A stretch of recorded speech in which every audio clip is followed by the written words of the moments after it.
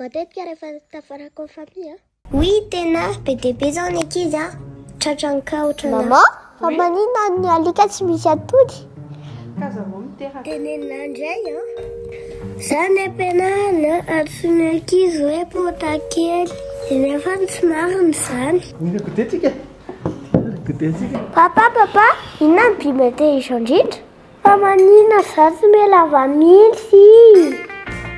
Maman, fa maninona ny afo mamay? Fa maninona tsika tsy manita? Tsy melava za. Maninona maman mihevina foana? Zaho azy tsy melava mihitsy.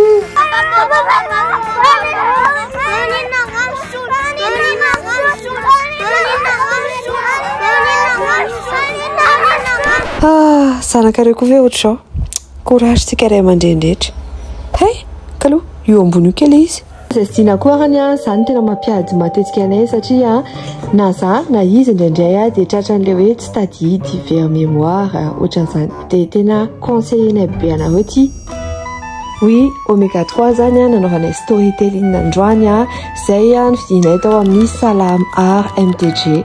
Zaho moa zany mbola sisy boutique fa en ligne le izy dia tena ilaina be na ho an'ny olon-dehibe na ho an'ny ankizy, surtout ho an'ny ankizy latsaky ny 21 ans satria mampitombo ny taonina le izy dia tsy mahavery tadidy, mahabe mémoire, mampa-intelligent.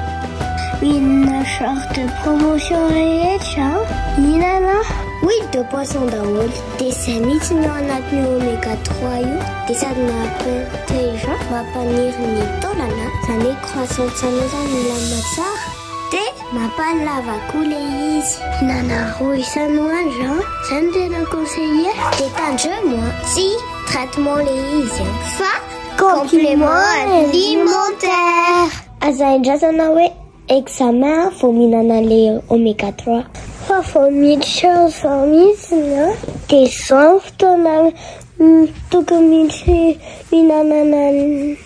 Izao fotoana tokony mihinanana.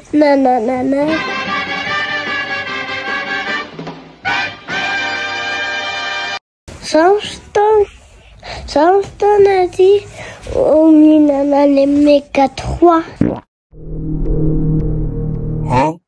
Farany ny Oméga 3 tsara ho fantatritsika hoe be da be ny copie fa misy ny authentique dia ny tena conseillenay aloha le avy any Norvège satria io zany tsy misy additif fa tena le hoe huile de poisson original ny ao anatiny. Storytelling Oméga 3.